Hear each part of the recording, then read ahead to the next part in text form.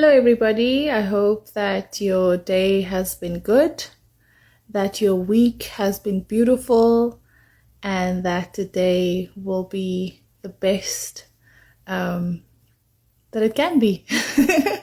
I'm Donumdu. I am your host for this evening here on Instagram Live with Food for Mzansi, Gather to Grow. Of course, for those who might be new to this, it's called Gather to Grow. And simply as simple as the words we put together says, we gather here and we grow and we talk about all things agriculture. So each week we have a specific topic that we focus on. I'm also open to getting suggestions from everyone involved, from people within the sector. And this year, I started with specific topics for people who are just starting out in the industry. So giving some insights as to how do you actually start? How do you go about goal planning was our first session for 2024. And this week, we're specifically going to be talking about farm planning and design. So giving you some guidance as to how you should go about designing your farm. What does the layout look like for optimal efficiency, productivity, and just like visual appeal overall. So I have experts with me. And as you know, the people who I invite to these sessions are people who are working actively in the industry. We also get advice from farmers, and I'm actually just trying to get them to join me on the live. So if I am taking a moment just to connect with them, please do forgive me. There we go. My first guest is here. Thank you so much, Sekhofatso, for joining me. Hi. Hey, John. Hey, Hey. everybody. So welcome. Thank you so much for taking the time to talk to us. I was just about to tell them more about the people that are joining me. And you are a vibrant livestock farmer, excuse me, based in Polokwane and Limpopo. And you love creating stories around, your animals. And you're also like a forever student within this space. So maybe you can just tell us more about your background, just where your journey started in agriculture as we wait for other guests to also arrive. Hi, everyone. I hope you're all doing well. As Dawn said, my name is Tsogofatso, and I'm based in Polokwane. My story starts in university. I applied to be a doctor or a vet, and I got into agriculture. I guess that was my hand. And yeah, so I studied at Stellenbosch University. I have a degree in animal science. Um, And luckily, my parents had bought a farm here in Polokwane back then already. So I kind of had a space where I could kind of practice, all the theory that I'd been learning in university. And then when university was up and I graduated, I just simply joined their work here. And yeah, been busy since then. Yeah, thank you so much for that short background. And I know that there's so much more to this journey. Sometimes when people introduce it, it's like, oh, I've done this, I've done that. It's so simple, but there was so much work that went into it. So just want to say well done on all that you've achieved within the industry. Yeah, just wanted to acknowledge that. I see one of my favorite economists is also here, Lucius Paleng from Pretoria, trade advisor at Animal Feed Manufacturers Association. Welcome. So if you are coming through, just tell me where you're joining from. We'd like to know more, who we're talking to and where you're all connecting from as you're joining. We're still trying to get Chris. Seems like Chris is here. Chris, welcome. Thank you so much for being here. Thank you. Just my camera is now facing the wrong way, but I will try to change it. No worries. I think we forgive you because it's also your first time on Instagram Yes. Live. So Yes, well yes, done for that. Thank you. Chris, maybe you can tell us about you. You work with land care, as I understand it, for the Western Cape government. Maybe you can tell us more about your role within agriculture and more about the work that you're doing. Okay, now so I'm Chris Smith. I'm working for the Free State Department of Agriculture. Okay. Yes, yeah. I'm situated here at Glen, close. It's so about 50 kilometers outside of Bloemfontein. So I'm actually a engineer. First, I'm an engineering technician, a civil engineering technician, and then I'm a soil conservation technician. But I'm involved in the land care projects for the department. I'm a project manager for land care. So we are focusing mostly on sustainable resource management projects, but most of our projects are focusing on controlling of invader plants. Thank you so much. I mean, it's great to have you join us and also just share your expertise and knowledge with the work that you're doing day to day. So thank you so much. Really appreciate you taking the time out to talk to us. I'm going to not say much more. My guest will be doing most of the talking, as you know. I just ask questions, and of course you're also welcome to engage with us. You can either use the comment section, or there's a little icon there where you can also just post your questions and tell us what you'd like to know specifically on the topic. I'm just going to recap that quickly for those that may have missed it. So today specifically we're talking about farm planning and design. So we want to kind of figure out what goes into that, what should you be thinking about as a new producer, even if you're an existing producer and you want to restructure some of the layout and aspects of your farm. Our experts today will be able to share some guidance for you. And then again, if they don't know the answer to something, it is okay, because they will do their research and come back to you. Or you can wait and we do another session and we find out how we can get that information to you as well. Very open, easy space to learn and grow together. So please feel free to share your questions and comments. Okay, my first question can go for both of my guests. And my first question is really just around, how crucial is, a thought out farm layout for maximizing productivity and efficiency, particularly in the beginning of the year. Now, I know that this is a tricky question because production-wise, different things happen at different times of the year. But if you're thinking about it like in the traditional sense, like, okay, it's January, everyone has that new year, new me thing, but it doesn't always work for the farming sector. But if you can just kind of keep that in mind, what would you say? Tshegofatso, I'm going to start with you, and then I'll go over to Chris. Thanks. Planning how you're going to do things, new year, new me, on your farm is incredibly important. It's going to help your operations for the next couple of months, so for the rest of the year. But I think with any type of planning, you need to start with what is it that you're doing, right? What is the operation that you are going to be busy with, the commodities that you have? So I think starting with that initial question, what is it that I'm doing? Can help you then navigate further on how can I then plan around that? Am I working with animals? Am I working with crops? What do all those type of things need? The facilities, the structures, all those type of things, they can then help you navigate how you're going to plan out and map out your area. So I think just starting with what is it that I'm doing, and then moving from there, I think works quite well. Thanks so much for that, Chris. Your take on that, and then maybe you can just give some tips that if it is livestock or crops, maybe just go in a little bit more detail from what Tshegofatso just mentioned. Like I said, I'm an engineering technician, so I'm not a scientist. But the most important thing for us is to do a physical farm plan.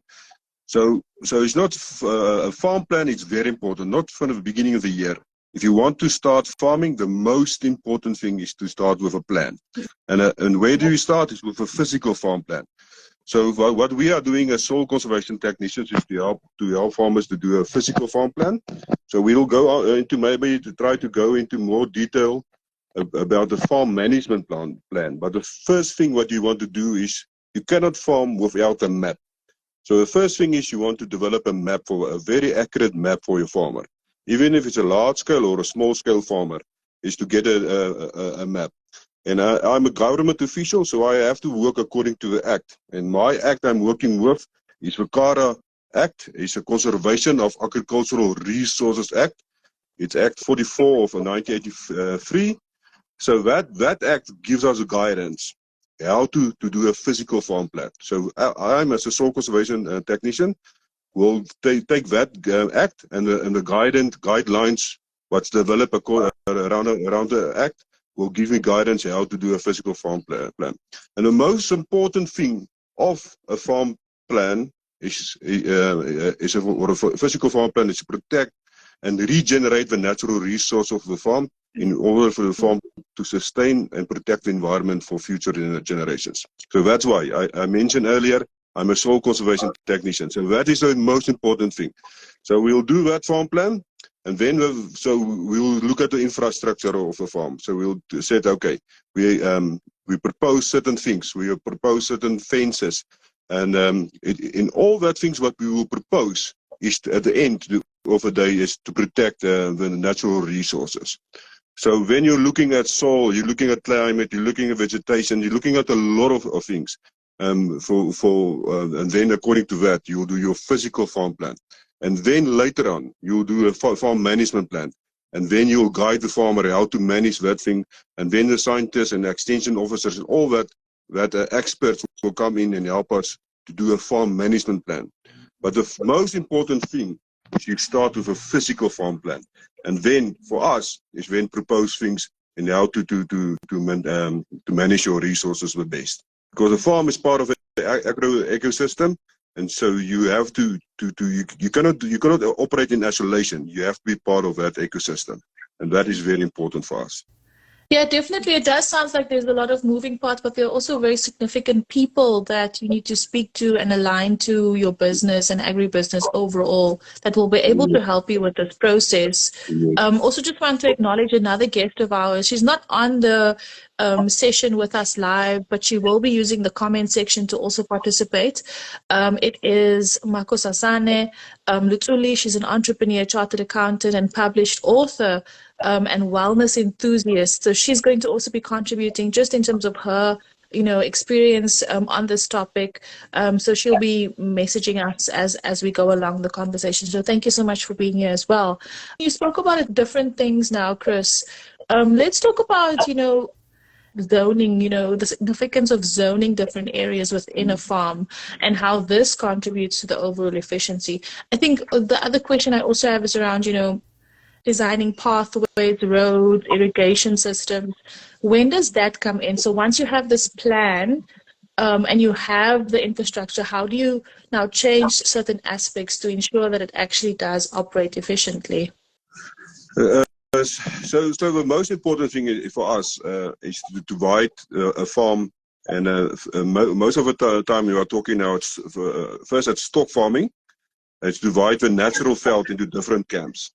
Because the most important thing here is veld management. And how do you manage veld? Is by a rotational grazing system. So you have to divide your farm into camps. But you cannot just take a farm and make it different camps. So you have to look at the different veld types and maybe fly camps and all that things, so that you can manage that specific veld according to the grass and what is going on in that camp. So maybe a fly camp, for instance, you will graze it in the early summer, because in the winter it will be hard grass and difficult to graze and unflattable and all that things. And then sweet veld you will manage differently, very sensitive. So after your first rains in summer, you will graze it maybe for short periods. But rotational grazing system is a key word here. So that's why we do farm planning, is to implement a rotational grazing. Your most important thing, what is your cheapest source of fodder? It's grass. So you cannot farm out of a corporation. You cannot go and buy all your fodder. So the cheapest way is to farm is to look after your natural grazing. And how do you do that? Is by implementing a rotational grazing system. So you have to divide your farm into camps, and that is physical farm planning. So, and then every camp must have a stock watering point. You cannot utilize your camp if it's not a drinking point. So that is why. So you ask me why I'm an engineering technician doing physical farm planning, because it's a technical thing to get water from a water source, your borehole or your river, to every camp. You have to design that pipeline so that every camp must have it. So you first divide your camps according to the veld, the slopes and all that things, and then you have to give that camp water. And if there's enough water, then you can utilize that camp. So that is things. And then on your lands, you can look at your soil. You can look at your slopes. So if it's a high slope, the Act will tell us if a slope is more than 3% on your cultivated lands, you have to protect it. So maybe more conventional protection methods is like contour furrows or waterways and all that things. And nowadays we'll look at CA, conservation agricultural farming, to protect if there's erosion on your land. So you look at all the different things and you propose it on your thing. You said, okay, this is a current, first you draw in all the current things. So if a fence is not in the right place, you propose to a farmer, maybe you must move it from. If a camp is too big, different veld types is together, you propose on that map that you must maybe divide this camp to smaller things for better management and for protection of your natural resources. And then also in your cultivated lands, you will propose, where is this situation, where's this type of erosion, where's sheet erosion, where's donga erosion, what type of erosion, you have to protect, you have to do this method, you have to do this method. So all those things, first you draw in all what's currently going on there, and then you, as a technician and scientist, will make a lot of proposals to a farmer, so at the end of the day, he can farm more sustainable on that farm. So also, if you ask now a question there like farm road. So for us, as soil conservation guys, you will propose it that it will have the lowest impact. Maybe a farmer will say no, he wants the shortest distance from his farm, from a skier to the road. But for us, is maybe where he's going to have the lowest impact on the environment, on the crest. So that you cannot maybe build a farm road in the middle of a waterway. You're not going to build a farmway crossing the contour furrows. All that things you have to look at, and you can propose all those things on your farm. I said, this is the best place to build with a contour, so that you cannot a footpath or road cannot later become a waterway or causing erosion. So your impact of your farm roads and all that things you must make sure that it is a low impact. So all those things you have to consideration, and also the layout of you ask also things like maybe your irrigation system.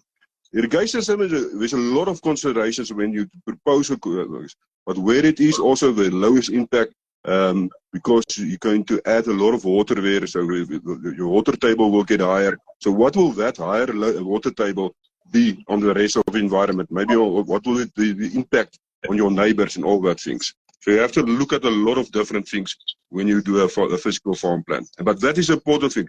That is the basis from all the other plannings that will come. All the scientific plannings, your physical farm planning is your most important thing. And that's where you're going to start. And irrespective of the scale, right? It doesn't matter at what scale you're farming. This practice should be done for any farmer on any scale. So I think you were kind of agreeing with most of what Chris was saying. But any take from your side as well? Yeah, I absolutely agree with what Chris is saying. I think as well, zoning really helps you understand what the purpose of each place is, right? So with, I work with livestock. That's what I work with. So I'm going to refer to that a lot. Yes. But, when you're working with just animals, right? You have to understand where you're going to feed them, where you're going to accommodate them, where you're going to handle them, right? That speaks to the structuring. That speaks to the watering holes that Chris was talking about, the camps that you need to build up. It speaks to fencing as well, protecting your animals as well, where you're going to keep your feed once you've had all the ingredients, you've cut the grass, things like that.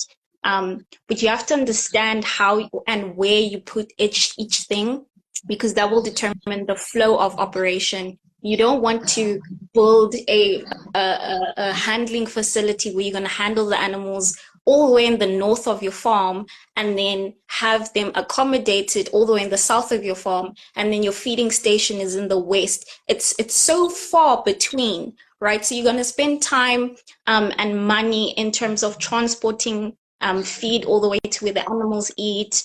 You have to bring down the animals to where you're going to be handling them. That's a lot of labor.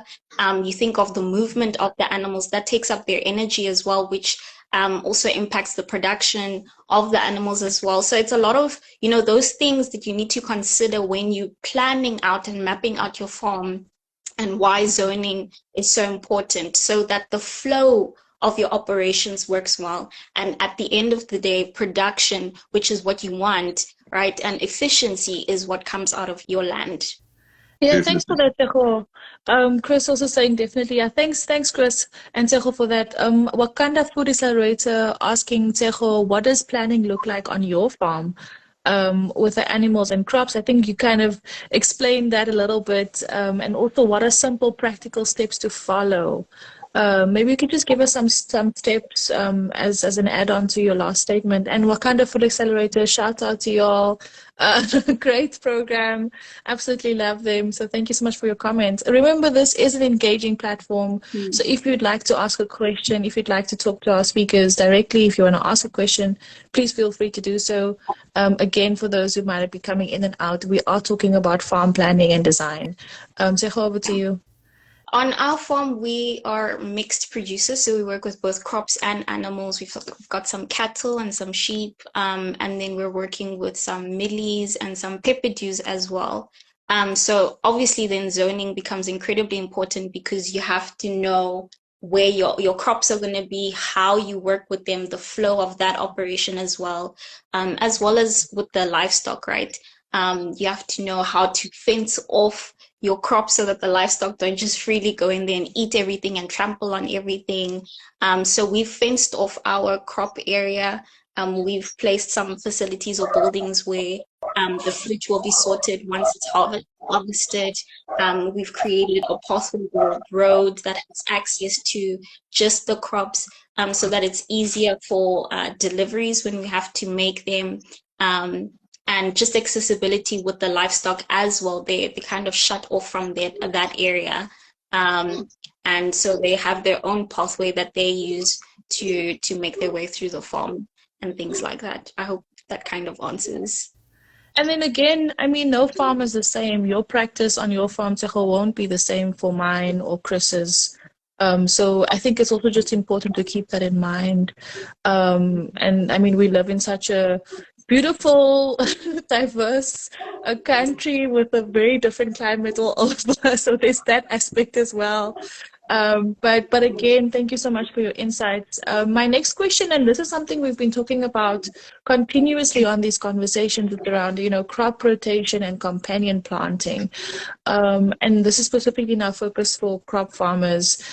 Chris, how can, this aspect, crop rotation and companion planting, be incorporated into the design of a farm to kind of optimize yield and promote better soil health? I think that was one of the important aspects that you highlighted when you spoke about farm planning, to protect the soil and to ensure that the resources we have on the specific farm will be there for generations to come.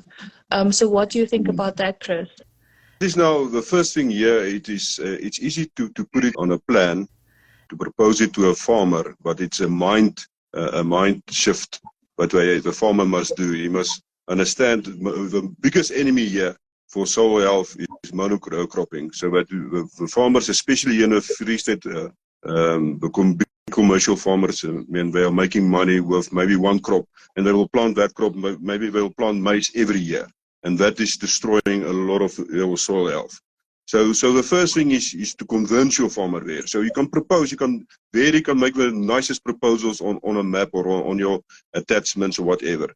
But you have to change the mind of the farmer, that he can understand. But crop rotation and intercropping is your key word. That will change everything. So I mentioned earlier that maybe also propose things for us. Why CHS, conservation agriculture, is important is to protect also your soil and then the benefits of soil health. But for us, for a soil conservation technician, it's also to reduce your wind erosion and your water erosion. But for the benefits of a CA system, now the CA system is not just no-till, because most of the people think it's just no-till, but it is also crop rotation, and also, so there must be always something on the soil on ground. So that crop rotation is very important. It improves it. That gives us also always that cover. but protects the soil against water erosion and wind erosion. It increases the fertility of the soil, and then also vertical crop rotation. When sometimes next year you will plant maybe nitrogen fixing plants, so that you can increase the nitrogen of your soil.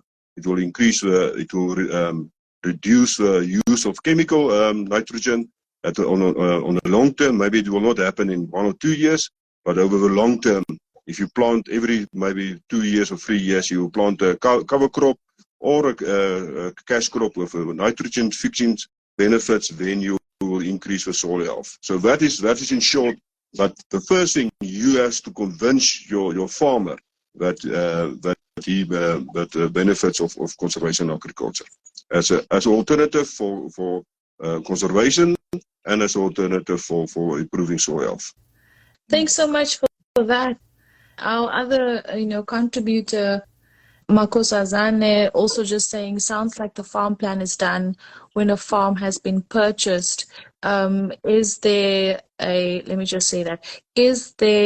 way to make a basic assessment of the viability of a farm in line with these principles ahead of purchasing a farm? And how does that happen? Good question. And then also, she's also saying, what would be the starting point to engage a technician? So I think maybe, Tsegofatso, maybe you can take the first one, kind of how do you make that assessment? And again, I was also just thinking about leasing land. If you have leased land, how do you kind of do that? It's not, you don't own it, you might be leasing it for a short period of time. Whatever infrastructure you put into that space, it's not yours. You might not have it, long term. So kind of what do you put into it and how? And then I think, Chris, you can take the other question, which would be around, what would be the starting point to engage a technician? But first to you, Tsegofatso. That's a very good question. Thank you. I think what's incredibly important is before you buy the land, go visit it. Go see what's on the land. Go see what type of vegetation exists, the infrastructure that exists, the water, all those things that are going to be important for you. Go physically see what is there. That's going to inform how you're going to use it. It's going to inform how you plan for the rest of it as well. And the other thing is, don't be afraid of asking the farm owner what he's done with the place, he or she has done with the place previously. Don't be afraid to ask them how much water they have. Don't be afraid to ask about the soil quality, the soil type, the type of crops that they've planted before, all those type of things that you would like to know in advance, because they are incredibly important. Don't just buy a piece of land because it's really big or it's in a good area in South Africa or things like that. Look at the place physically, but don't be afraid to ask questions, because at the end of the day, those aren't the answers that you get are going to inform the decision that you make. So don't be afraid to answer or ask those questions.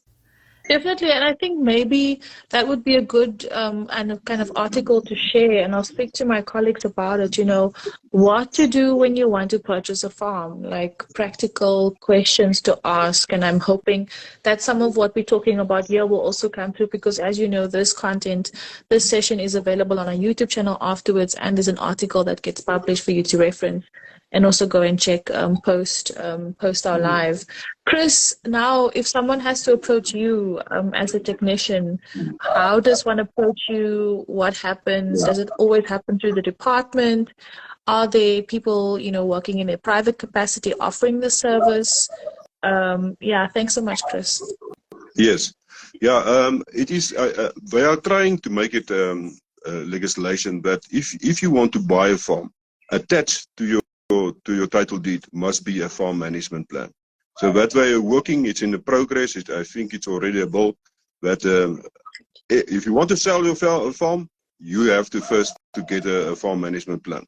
But if you currently, if you want to buy a farm, and you can go to the Department of Agriculture, your local extension office, and then you ask for a copy of a farm plan. Most of the farms will have a farm plan, and then you can look at it and you can see. And then if after you bought the farm, then you can ask the technician and the extension officer and the scientist to help me to come up to propose new things. So that will be a good starting point, the old farm map.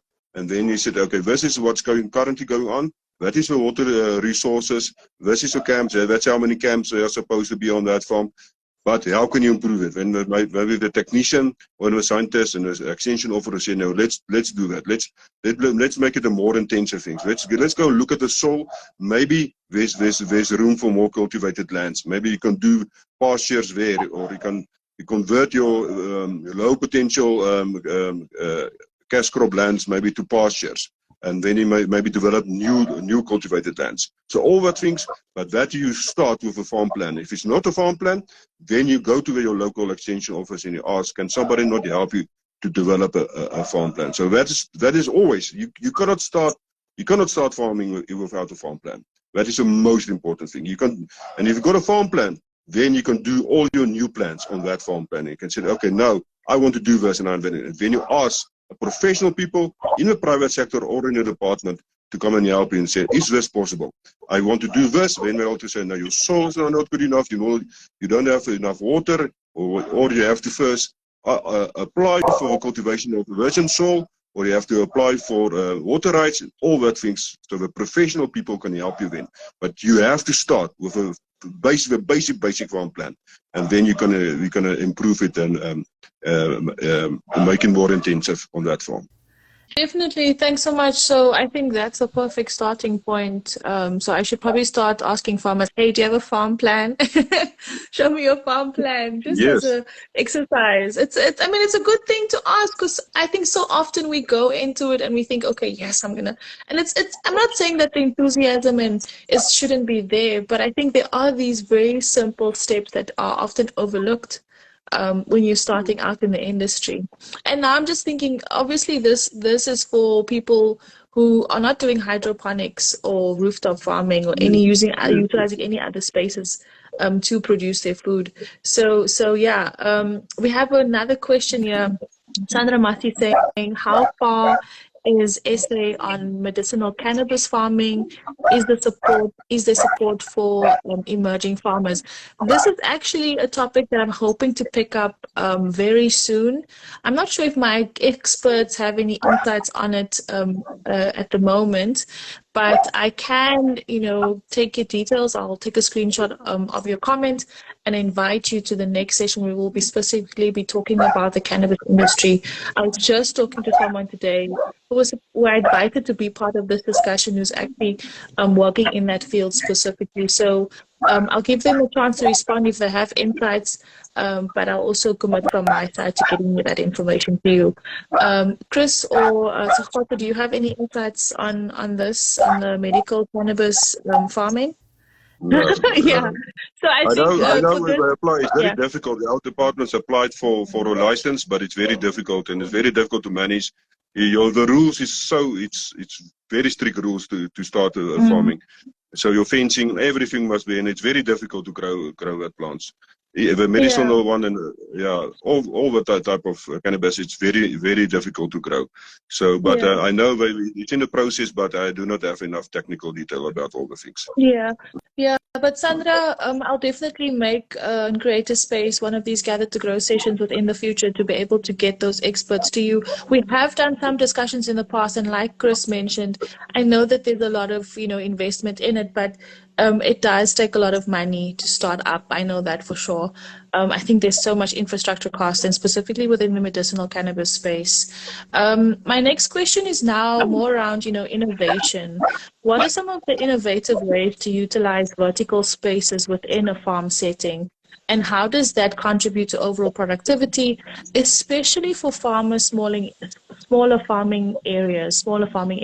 I've seen these really cool videos, throughout Africa, where farmers are saying, I've done this much on one, acre, and they have this really cool videos with the layout and everything is structured in a way that works for them. Let's talk more about some of the innovative things that you've seen. Tegofata, I'm going to start with you. Vertical farming is very fascinating. It's very interesting what people are able to do with what they have. Vertical farming, also fascinating enough, it's not just in crop production. So I've seen vertical farming, chickens, right? where they built up in cages in tiers. So chickens are also used in vertical agriculture, but also a dairy farm in Netherlands as well. It's called a floating dairy farm, right? So they have this farm on top of the water, which is very interesting. But yeah, vertical farming is incredibly attractive, especially when you don't have a lot of land, because you get to use a small amount of land to produce the amount of food that you want. A lot have said that they've produced the amount of food similar to hectares of land in a small piece of area. So it's incredibly inviting in that way. It can be innovative in terms of the structure that you use. So I've seen people use office buildings. I've seen, these, what do you call these container buildings as well, containers, shipping containers as well. I've seen greenhouses and tunnels being used. The materials as well, and the equipment that you use as well, PVC piping, buckets, all types of things that can be used by people. But it's incredibly useful if you don't have the piece of land that you really want, and you don't have the soil that you have. But it is also something that can be expensive capital-wise when you start out, because you need things like your temperature, your humidity, your lighting control, your environmental control, right? And you need, those little nitty-gritty pieces of technology that will help you with the vertical farming. But it's some pretty cool stuff what people are able to do. They're able to produce food closer to home as well. And transportation costs as much. Diseases and pests aren't as finicky as on open land as well. But I think it does require you to do quite a bit of research before you get into it, just to know how, the technology of it all works, and things like that. But it's pretty cool stuff. Pretty cool stuff. Yeah, no, I've seen amazing technology as well. Just in my time working within this agricultural media space. And yeah, hats off to that. Many rooftop farmers, people literally producing tons and tons of food in factories even. So I think it's definitely there. The innovation is there. It's just about understanding how best to use that to work for us. Makosa Zan is saying the planning can be quite daunting for novice farmers, yet this information is important for raising capital to support the underlying business plan. Yes, definitely it is a daunting, task. Hence, I think this conversation is ideal for anyone starting out, just to kind of get some insights. And remember, this is us just scratching the surface. We haven't really gotten into much detail when it comes to kind of farm planning and design. But I hope that it has given you some insights and takeaway for you to kind of think about and go and do more research on this. Another question coming here. Can you share recommendations for useful sources of information? Chris, maybe you can take that one. I know that the department does various things, but maybe you can share some insights as to other resources that people can go to, and farmers, especially new farmers, can go and look at. Thanks. Yes, you want me to talk about the resources? Yeah, just about resources. Yeah, I mean, you can start with the vertical, do the resources question, and then go over to the vertical farming aspect as well. Yeah. Yeah, no, for especially in the Western Cape, they will have a lot of extension offices, and that is always a good starting point. So they can go to or they can go on the websites and look over the Department of Agriculture, and we'll get a lot of good technical documents about farm management, animal management, and all that things. And also they can they can Google land care, and they can Google things. I think they will get now also more information about farm management plans. So that things, but they can. The best point is to start with an extension office, the local extension in the town, and they go to extension officer, and that extension officer will help him maybe to the next person, or to correct their websites. And then just your take on the whole, innovation and vertical, and using, vertical farming or vertical spaces to improve productivity overall. Yeah, For us now on a little bit of larger scale, on a farm management scale, is a buzzword is regenerative farming or agriculture. So that is why you're going to do things like mob grazing. So it's higher density grazing. So it's very difficult. There's a lot of farmers all over the world that's doing it now. But for us, for government, it's still very difficult. I as a farmer believe in it, but for me as an official, it's still a challenge because the one guy's mob grazing will be the next guy's overgrazing. So it's for us still very difficult to implement it. So, and you need good infrastructure. You have to invest in a lot of money to get all your fencing or your additional fencing, because you're going to have now a lot of very small camps, electric fences, and you're going to move while maybe in the past you move every 2 weeks, now you're going to move every day, and the dense grazing systems will move every few hours. So for that you need a lot of water. You need a new water infrastructure system on your farm, and that will cost a lot of money. But that is a buzzword, and that is all at the end of the day, is to improve your soil health and your grass and everything. But that is a buzzword. You can also Google that, regenerative agricultural, that is a buzzword worldwide to improve soil health. And to vertical, because you're going to graze maybe, in the past you're going to increase your grazing capacity maybe up to 6 times. Yeah, definitely. I think overall, everyone is, I mean, not everyone, but there has been a very strong focus around, conservation agriculture, precision farming, regenerative agricultural practices, and trying to push more for that. So yeah, it actually brings me to my next question. When it comes to, farm layout planning, how important is to consider these environmental factors? So wind, sunlight exposure, water management, and kind of how does these considerations really impact productivity? I think you both have mentioned it throughout our discussion this evening, so maybe you'll be repeating a lot of what you said already. But just, again, just going through that. And then another question, and maybe this one can go to Chris after Tsegofatso takes the first one. It's just, what role does the overall aesthetics and visual appeal play when it comes to the farm design? Should it be attractive, and in what way? And how does that also, impact productivity? And does it even impact it at all? Should it look pretty, or can it just be practical? So first, maybe you for the first question in terms of, just considering the environmental aspects when it comes to farm planning. Thanks. Environmental aspects are important, obviously, for both your livestock and your crop production. I mean, you look at something like your wind patterns, right? They're going to determine the type of crops that you plant. So if you have strong winds in a particular area of your farm, you might want to stay away from planting stuff that grow incredibly tall, because the wind might break it, and then you've lost your crop. It's also going to impact your soil cover. So maybe planting grasses is a good idea to protect the soil cover. I think Chris knows a lot more about that than I, but protecting your soil as much as possible with the type of, or the intensity of wind that you have. And then looking at the wind direction as well. So something that I picked up, I think it was last year, I was driving on a tomato farmer's land.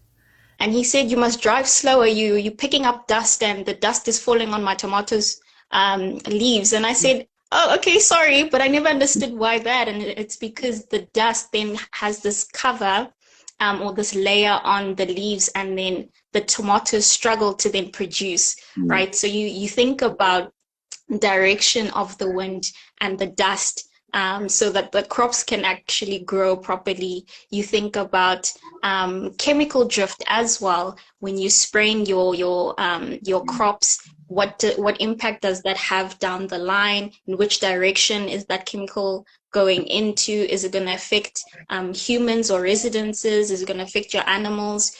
Things like that. When you look at sun exposure, perhaps you're wanting to go into your solar paneling for an alternative fuel source or energy source. So looking at where in your farm there's as much sun exposure will help you determine where you're going to plant those solar panels to get the maximum amount of sun.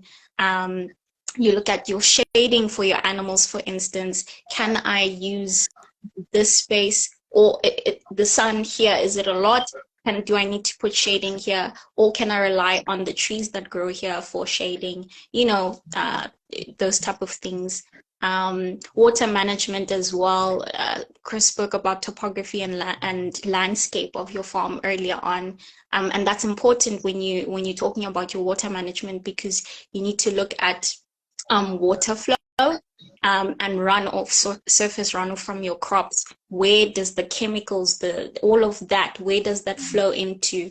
Your effluent from your animal production, where does that run into? It speaks about waste management. How are you going to keep that, water reticulation, things like that. Considering all of these things is incredibly important. Again, with the water and the irrigation, if you're planting at the top of the mountain, you're going to use gravity to irrigate your crops, or do you then need something like a pump to pump water up back to your crops, which then talks about electricity, which talks about, so many things. So environmental factors are incredibly important because they will help you figure out where to put what, but how to manage the system in a way that works best for you, that works best for your crops and your animals, and produce as much as possible in an efficient way. I think, again, Chris, agreeing there with you, I can't say this enough. We are literally just scratching the surface of this conversation. Definitely, yeah, Chris, what would you like to add to that? Yeah, no, I think it's well covered now. But like I mentioned, on a farm management scale, also your southern slope vegetation will be totally different than your northern slope things. So if you want to divide your camp, maybe then definitely your southern slopes, and your northern slopes will have sweeter veld. So if you want to divide your camp into two, you look at the slopes and things.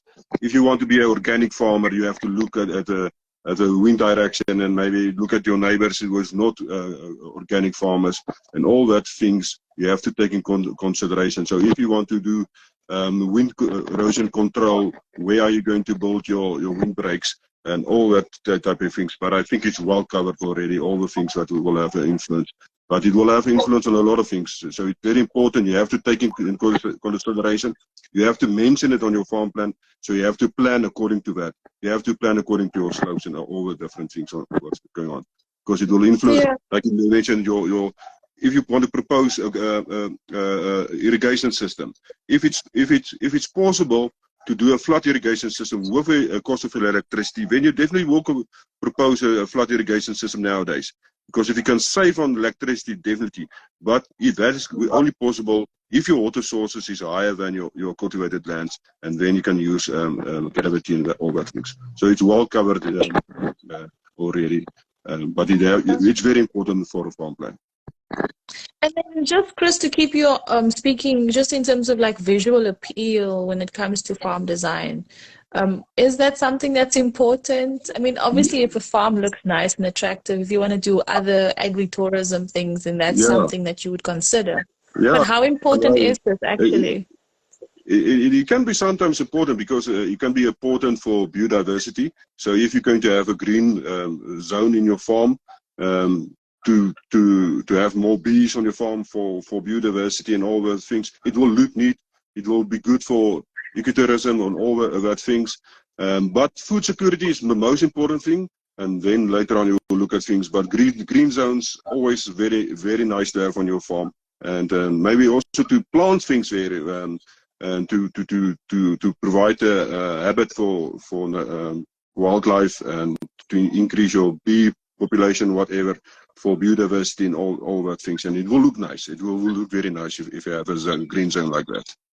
Yeah, no, definitely. I think Tshegofatso agreeing with you there 100%. And then what's your take? And then maybe just my last question as we start wrapping up would just be around, some of the sustainable farm design practices that farmers can adopt to kind of conserve resources. We've spoken about it quite a bit throughout the conversation, but also specifically to promote biodiversity. So I think Chris spoke now about planting more flowers and forage for bees, and to kind of focus on this long-term environmental sustainability. I think that's the word that we kind of just throw around, sustainability, but what does it actually mean, you know? So if you could just give us more insights on that, Sekgofaso, thanks. Yeah, just to go back to the previous question on aesthetics, aesthetics are almost everything. The other part of it is that it builds your reputation also as a producer. When people come to your farm or come to your place, they see something that's like, oh, wow, this is really great. These people know what they're doing. So it builds a certain level of reputation. People sort of trust you with the things that you're working with, even before they see your produce, right? So the quality of your produce kind of comes after what they've already seen, which is important. Reputation in the agricultural space is important because that helps you keep customers and gain new clients. But I think with regards to the sustainability of farming practices, again, we've spoken about this a lot. Keeping the soil healthy. We spoke about water management. We spoke about at length, I think, about rotation as well. So it's rotation of your crops, rotational grazing as well. And I think, you know, if you have the ability to rotate maybe some of the operations on your farm, that would be great. And what I mean by that is, say, for instance, you've zoned out a particular area for your livestock, and you've zoned up a particular area for your crops. If you have the ability to shift your animals from where they used to be to a crop area and shifting your crops to where your animals used to be, that also builds, or you're facilitating sustainability, because the nutrients that are left in there by the animals will help with the crop growth, will help them develop. It will also help with the soil health as well. The animals get to benefit from whatever's left over that the crops have left there as well. So rotation is really a big thing in terms of sustainability. Work with nature, farm with nature, use what is there. It's so important to do that, because if you're working against nature, you're going to spend so much time, so much money, so much effort in changing what already exists, which may be to your detriment at the end of the day. But if you work with the farm, you work with the land, you work with the birds and the bees and all of the things that exist there, it's so much easier for your operation. It's so much easier. It's cheaper. The effort is so much less. You don't lose as much time in fighting against what's happening there. This is a very random example, but I look at our cattle. You know, you have this like program on when are you going to treat them for the ticks and the flies. And I said to my dad, I was like, Dad, we need to apply some on so that we can get rid of these pests. And he says, no, just wait a little while. And I wait a couple of days and there's no ticks on the cattle. And I'm like, where did they go? They just disappeared? And as I observe and see what's going on, you see the birds just picking them off. And I'm like, that's incredible, because the birds are being sustained, the animals are clean. I have now saved a couple of bucks, you know, with the medication that I was going to use. I can use that later for when it's actually needed. But it's you know, it's a good example of working with nature. Allow yourself to work with nature. It's just so much easier. And do your research, do your observations. Just that. Observations and research is also good practice. Yeah, no, definitely. Chris, you want to say amen to that one? Yeah, definitely, amen. But I just want to add there, and also what we can maybe also look at is also carbon credits.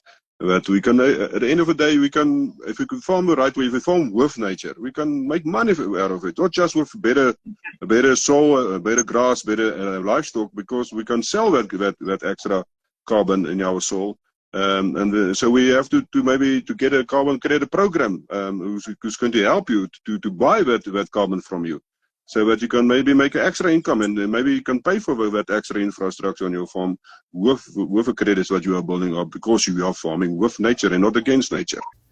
I think, at the start of this conversation, we really kind of went with like the basics, and we progressed quite beautifully to kind of the end point, and we're done with the discussion. I would like to thank both of my guests for being here. Like I said, this information will be available on Food for Mzansi's YouTube channel. We publish it there. You can listen back for insights and more information if you missed any part of the conversation.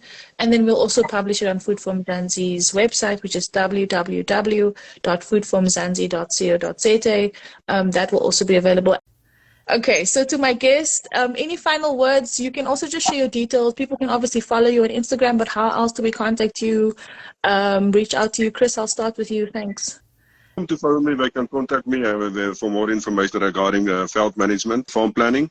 And my phone number is 073 156 2740. Okay, thank you so much, Chris. Thank you so much for the time, and all the best with the amazing work you're doing in the Free State and all of the support. So, bye, Dankie. Thank you so much for that. Tshegofatso, maybe your last word.